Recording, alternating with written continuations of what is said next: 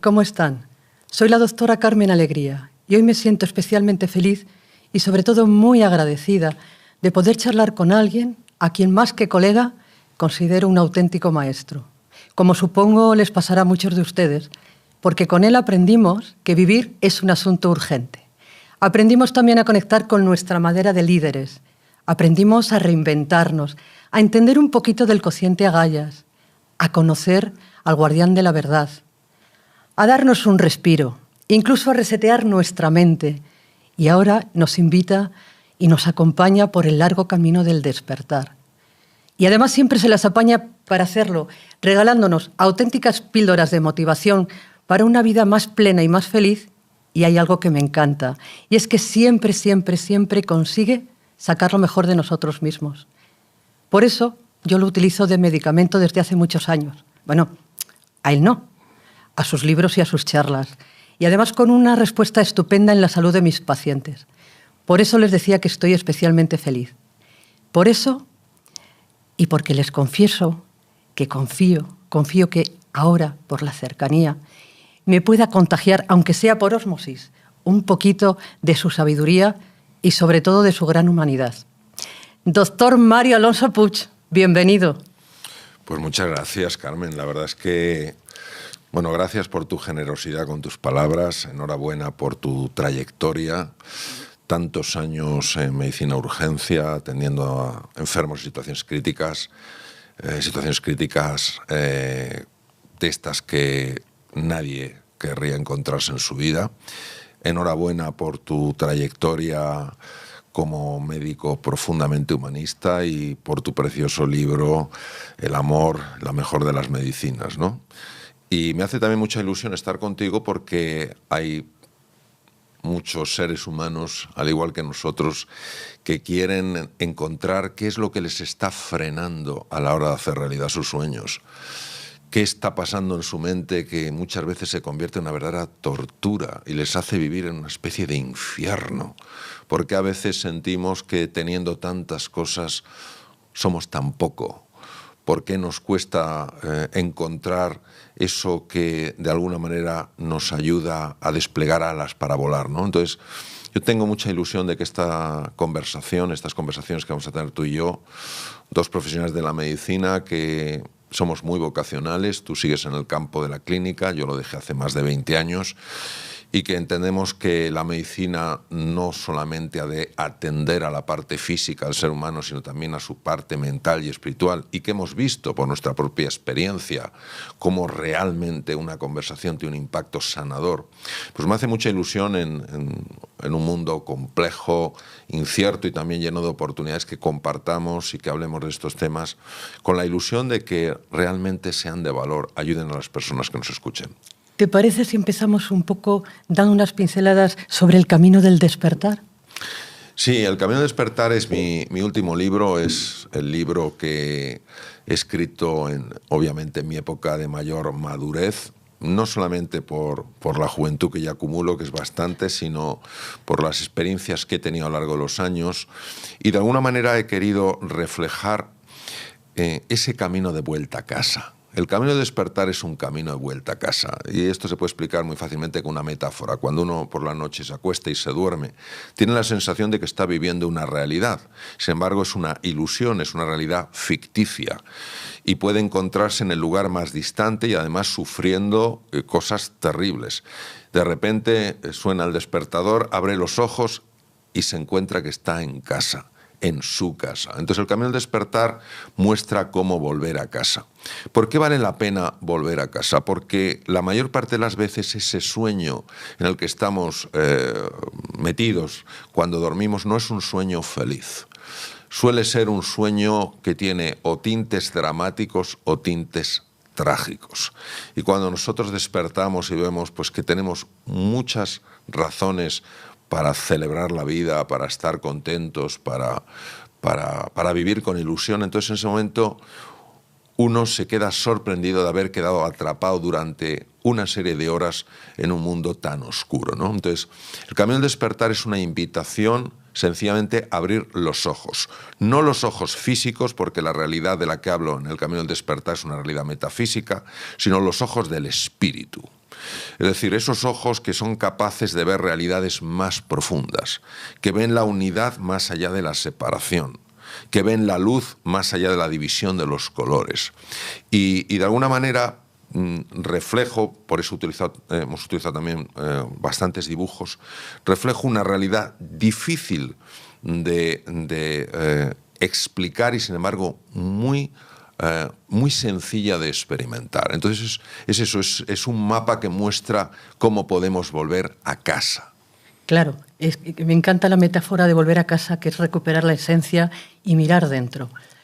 Pero, ¿por qué crees que nos cuesta tanto cerrar los ojos del cuerpo y abrir los ojos del alma y mirar dentro? Primero porque nos hemos alejado muchísimo de la dimensión espiritual. Hay personas que están muy quemadas con la dimensión religiosa por distintas razones y confunden lo religioso con lo espiritual, y es diferente. Lo religioso, de alguna manera, representa una serie de prácticas compartidas, una serie de ideas compartidas, y aquí tenemos las distintas religiones que hay en el mundo. El mundo espiritual es la conexión que tiene a nivel personal alguien con el misterio, con la trascendencia, con la esencia. No son para nada incompatibles siempre que la religión esté basada en el amor. Una religión que no esté basada en el amor no puede ayudar al ser humano a conectar con lo esencial. Entonces, primero es nuestra separación de la dimensión espiritual, porque una cosa es que tengamos materia, tenemos un cuerpo, yo tengo unas manos, afortunadamente tengo unos pies, tengo unas piernas, y otra cosa es que creamos que lo único que somos es materia. Tenemos un cuerpo, pero no somos solo cuerpo. También tenemos una mente, somos espíritu. Entonces, ¿qué ocurre? Primero, estamos tan atrapados en la dimensión material y en lo que nos muestran nuestros ojos físicos que tendemos a ignorar o incluso a despreciar cualquier realidad que esté más allá de eso, ¿no? Es como si una ola que solo ve su forma despreciara el agua que la compone, que es parte del océano, y que al igual que otras olas está conectada porque son lo mismo, son océano, tienen la forma de una ola y son océano. Eso por un lado. En segundo lugar, porque arrastramos algo que es un sentimiento de culpa tremendamente dañino. A nivel inconsciente hay una creencia muy poderosa, muy limitante, y que de alguna manera nos define como seres malos, seres defectuosos y por tanto no merecedores de ser felices. ¿Qué quiere decir? Que en tanto estemos alejados de esa realidad que creemos que somos, bueno, pues la distracción nos hace sentirnos bien. ¿Qué ocurre cuando entramos en ese viaje interior, cuando buscamos dentro? Que creemos que nos vamos a encontrar con algo espantoso. Y los primeros indicios parece que son evidencias de que esto es así. Vamos a suponer que yo salgo de mi casa y veo que está el día súper nublado. Hoy, por cierto, me has dicho que tú viniendo en el coche te has encontrado con un montón de niebla, un montón de niebla. O imagínate nubarrones negros. Y en ese momento dices, ¡qué horror! Sí, eso es lo que tienes ahora. Pero lo que eres no es eso, eso es lo que tienes. Lo que eres es ese cielo azul, donde siempre hay un sol. Entonces, ¿qué quiere decir? Que el viaje interior obviamente pasa por una noche oscura, pero el destino nunca es la oscuridad, el destino siempre es la luz. Por eso, científicos, filósofos, místicos, escritores han pasado por su noche oscura. ¿Por qué nos han llegado con tal ímpetu, con tal fuerza? Porque al final lo que ha representado su obra es la conexión directa con la luz. Entonces nosotros tenemos oscuridad, somos luz. ¿Qué ocurre? Que en el viaje interior o una persona se abre a la posibilidad de que su esencia sea una esencia inocente y hermosa, o no se va a atrever porque va a creer que no hay nada más allá de esos nubarrones. Es como hace 500 años cuando pensábamos que más allá del horizonte había un precipicio lleno de monstruos. Entonces nadie se atrevía. Hasta que Colón y un grupo de valientes marineros demostraron que no solamente no había un foso lleno de monstruos, sino que había no ya un camino a las Indias para traer las valiosas especias que se cultivan allí, sino todo un continente, o sea, un continente como América. Entonces, claro, esto es lo que nos estamos perdiendo por creer que en nuestra esencia no anida la hermosura, la grandeza y la bondad, sino la oscuridad. Y para trascender esa oscuridad de la que hablas, para abrazar la incertidumbre, para entender la diferencia entre religión y espiritualidad, que hablabas hace un momentito también, ¿es necesariamente obligatorio hacer el camino desde la espiritualidad o nos sirven también otras técnicas alternativas?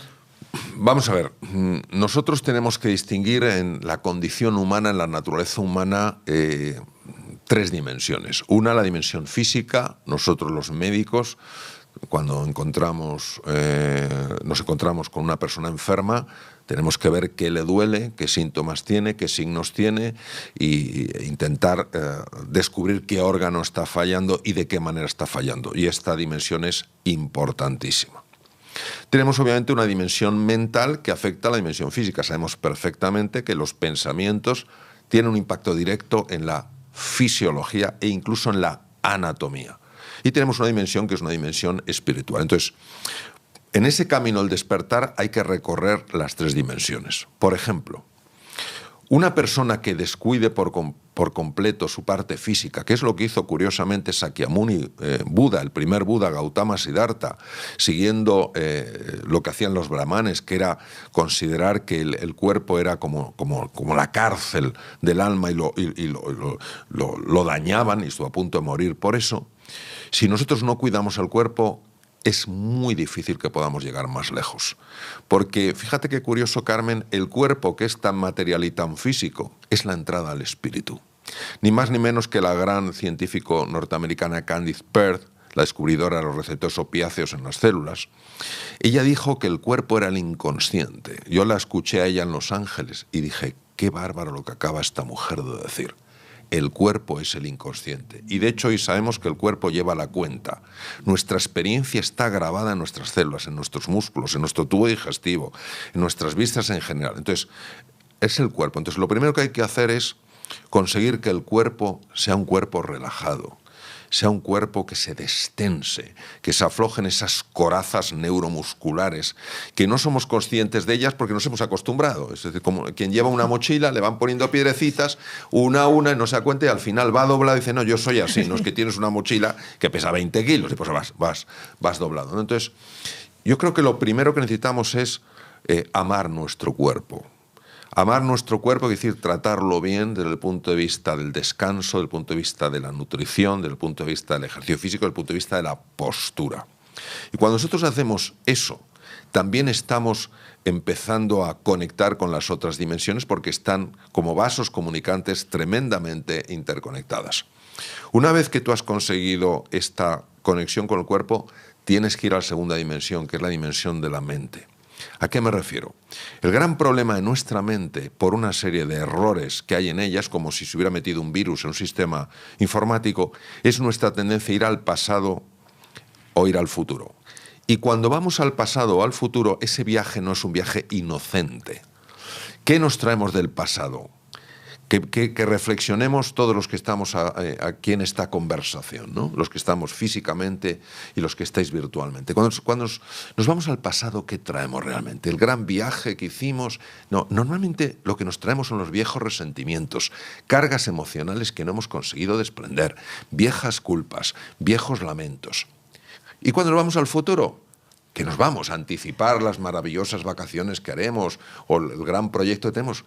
Sí, alguna vez sí, pero la mayor parte de las veces angustiarnos con lo que puede venir. Entonces, hoy sabemos que para poder reconectar con nuestra esencia tenemos que estar en el presente. Por eso la meditación tiene hoy en día tantísimo interés, porque es nuestra forma de reconectar con el presente.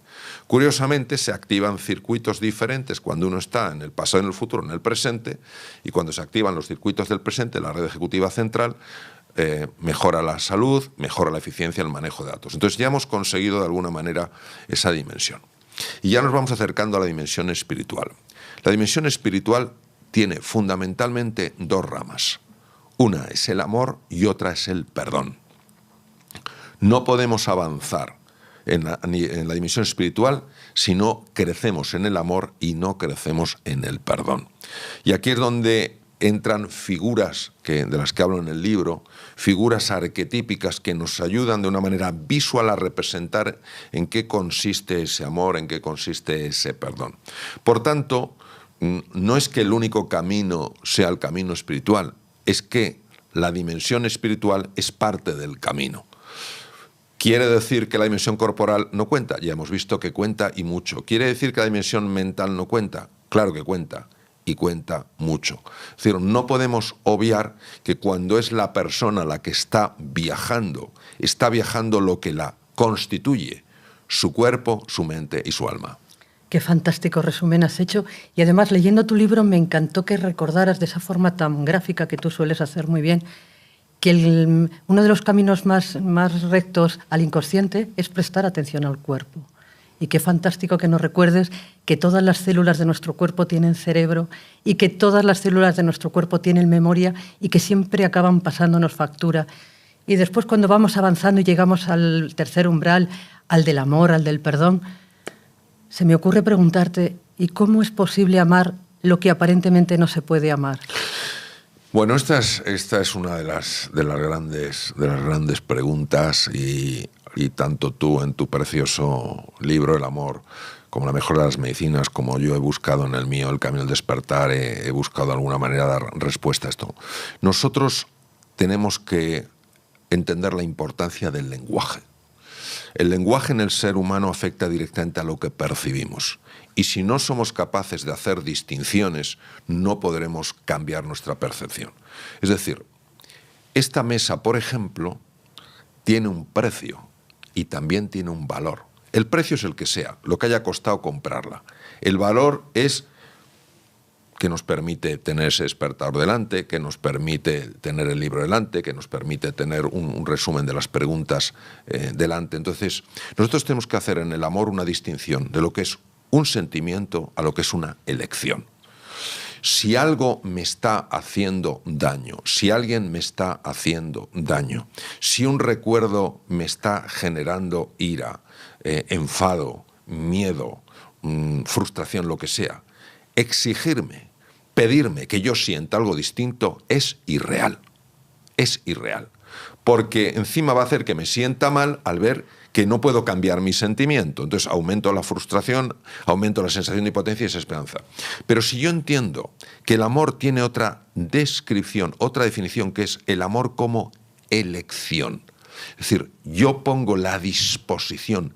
No soy capaz de sentir eso, pero sí me gustaría relacionarme de una manera diferente. Entonces empieza a cambiar por completo la forma en la que yo me relaciono con eso.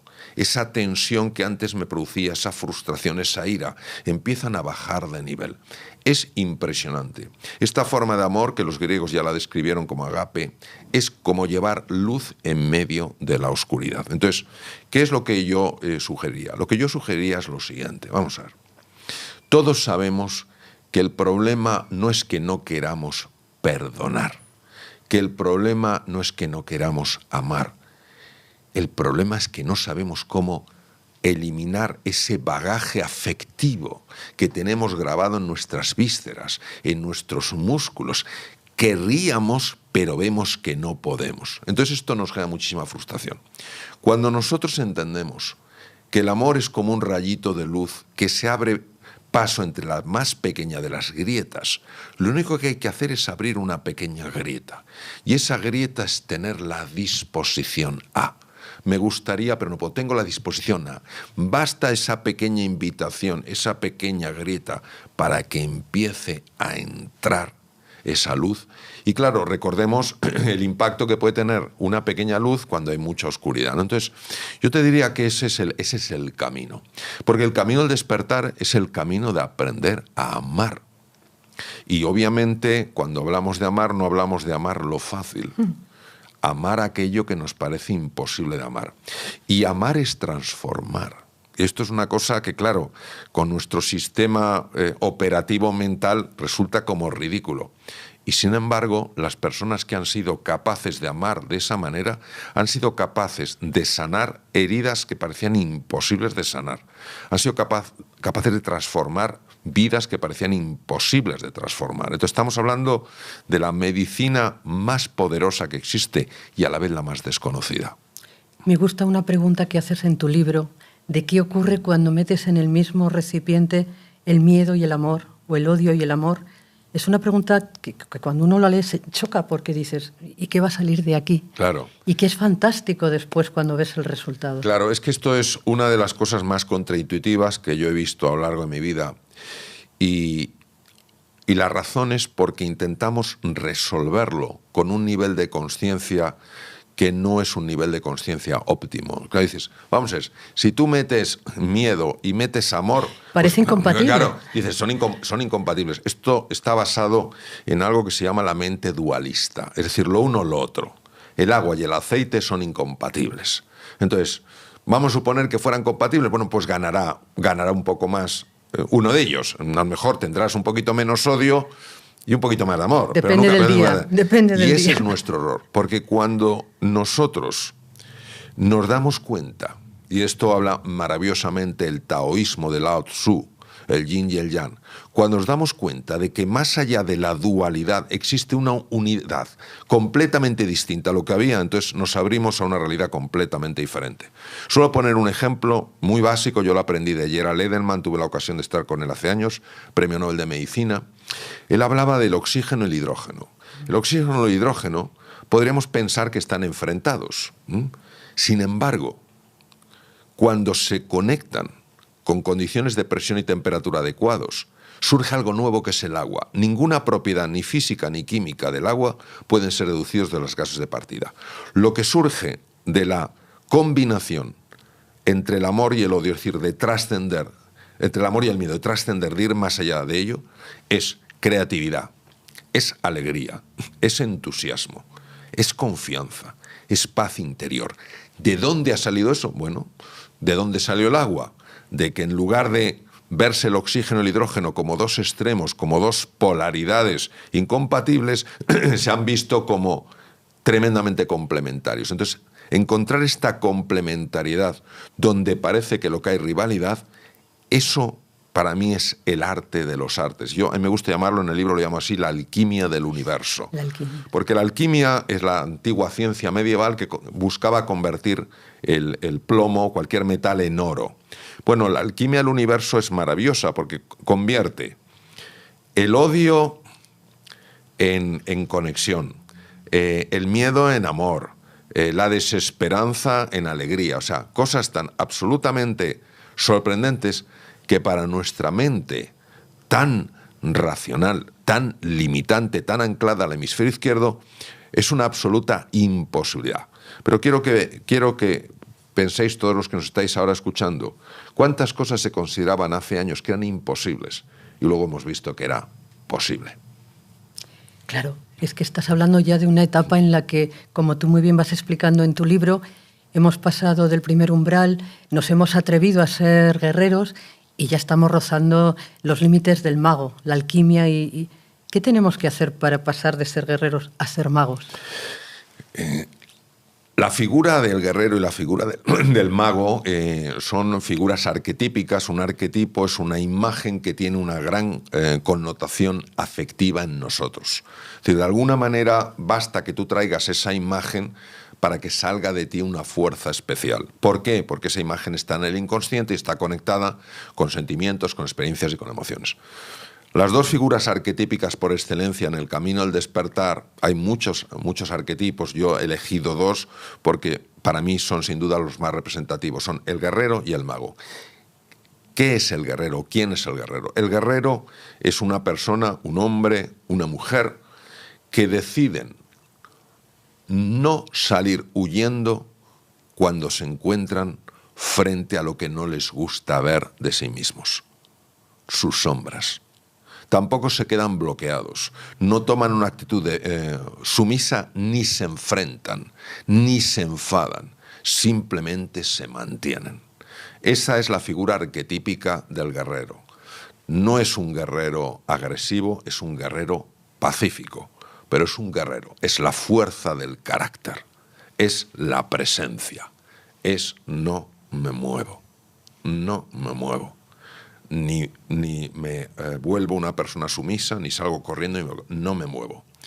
Cuando uno es capaz de mantener esa fuerza, esa presencia, ese carácter, sucede algo sorprendente, sucede algo impresionante, que es que empieza a cambiar todo ese entorno en el que la persona está. Hasta ahora se estaba enfrentando con cosas que tendían a asustarle, por eso le llamo en el libro los dragones o los demonios, y le invitaban o a bloquearse o a tomar una actitud sumisa o salir huyendo. Ahora se ha quedado quieto, se ha mantenido, ha aguantado el tipo. Y los dragones o los demonios, en sentido arquetípico, desaparecen y aparece una puerta. En realidad son una puerta. De hecho, en los países budistas de los Himalayas, el Tíbet, Bután, etcétera, en la ascensión a los monasterios a veces te encuentras figuras que son como demoníacas, con unos dientes horribles, unas miradas espantosas. Y lo que te dicen es que tienes que ser capaz de ver en ellos no algo que te asusta, sino algo que te libera. Por tanto, la relación con ellos es lo que les cambia a ellos. Yo no me enfrento a ellos, soy más fuerte que tú, no huyo de ellos, ni tampoco me quedo bloqueado. Yo me mantengo firme ante ellos. Y de alguna manera ellos empiezan a cambiar y donde había ese monstruo, ese dragón, ese demonio, se abre una puerta. ¿Y quién sale de esa puerta? Sale nuestro niño herido. Todos, lo sepamos o no, acarreamos traumas, microtraumas, desde que somos pequeños. ¿Y esto por qué? Porque todos aspiramos a un amor incondicional, que es el que conocimos antes de tener esta forma material, y esto no te lo da casi nadie. Entonces tenemos ese trauma, tenemos esa herida. Incluso hay personas que han sufrido mucho por causa de otras personas. Entonces sale el niño herido. El niño herido es el niño que se ha defendido generando esos dragones, generando esos demonios, y ahora se ve desnudo ante una persona. Esa persona le abrazará o le despreciará. Y ahí es donde aparece la figura del mago. El guerrero representa en el taoísmo la energía yang, la energía masculina, mientras que el mago representa la energía yin, la energía femenina. Y si lo llevamos a los hemisferios cerebrales, el yang sería el hemisferio izquierdo del cerebro y el yin el hemisferio derecho. Entonces, ¿qué ocurre? Que es ese abrazo maternal, es esa acogida. Yo te quiero no por cómo eres, no por los traumas que tienes o dejas de tener, no por tu mal temperamento, yo te quiero por quién eres. Y en ese abrazo es donde se produce la sanación del niño herido, ¿no? La sanación de nuestras heridas emocionales. Por eso el mago no puede entrar si antes no le ha abierto el camino el guerrero, porque el mago no lidia con los dragones. El mago tiene que interactuar con el niño herido, y para eso tienen que haber desaparecido los dragones. Los dragones no desaparecen si no ha mantenido ese guerrero una presencia fuerte. Te escucho y me emociona porque creo que todos tenemos dentro nuestro niño, y lo importante es que aprendamos a abrazar ese niño desde la aceptación absoluta y lo curativo que debe de ser. Sí. Tú hace, yo creo que cerca de 30 años, Carmen, ya con tus enfermos ya les hablabas de la importancia de dar abrazos, y posiblemente te hubieran mirado quizás algunas personas, incluso compañeros tuyos, con unos ojos un poco sorprendidos. Hoy en día se sabe perfectamente, llevamos hablando de esto años, que los abrazos producen la liberación de oxitocina. La oxitocina es una hormona que tiene un impacto enorme no solo en la generación de vínculos emocionales, sino en la protección del corazón. Es de las pocas hormonas que es capaz de cortar el eje del estrés crónico, el eje del distrés, la liberación constante de cortisol. Y fíjate, entonces, quiero decir, a nivel intuitivo esto es extraordinario, pero es que a nivel científico ya es que es incuestionable. ¿Qué quiere decir? Que tenemos que ser capaces de abrazar aquello que a veces más nos cuesta abrazar. Jung, que fue un adelantado en su época, una persona con una visión de tal profundidad, dijo: lo que se resiste persiste, lo que se abraza se transforma. Y en ese transformar a veces se desvanece, es decir, tú abrazas al niño herido y ese niño se transforma. ¿Por qué? Porque se desvanecen sus heridas. Porque en el fondo esas heridas, ¿qué representan? Una carencia de amor. Entonces, si tú le das ese amor, La herida por sí sola sana. Y es importante recordar que estas heridas, cuando sanan, tienen repercusiones enormes en todas las dimensiones de la persona, incluso a nivel físico. Hay muchas enfermedades físicas, y tú lo sabes bien, eres una experta en medicina de urgencias y en UBI, hay muchas enfermedades físicas que son la pura expresión de heridas no sanadas. No hablemos de temas mentales, personas que arrastran constantemente la sensación de que no valen lo suficiente y que no merecen ser felices porque no han sanado una herida. Y a nivel espiritual, personas que no quieren volver sus ojos a la vida, al universo, a Dios, como cada uno le quiera llamar, porque creen que son indignos, cuando siempre han tenido esa dignidad. Fantástico, me quedo con el abrazo y además lo bueno del abrazo es que cura tanto al que lo da como al que lo recibe. Sí, eso es así. Gracias de corazón y un abrazo del alma. Igualmente, igualmente. Mario, es tan fantástico charlar contigo y es tan interesante lo que estás contando que ¿te parece si seguimos en un siguiente vídeo? Por supuesto que sí. Muchas gracias. A ti siempre. Gracias por estar viendo este vídeo, ojalá te esté gustando y sobre todo lo más importante, que te esté sirviendo. Si es así, te pediría que le des un like al vídeo y le des al botón de suscripción en el canal de YouTube para que así pueda seguir creando contenidos de calidad. Muchas gracias.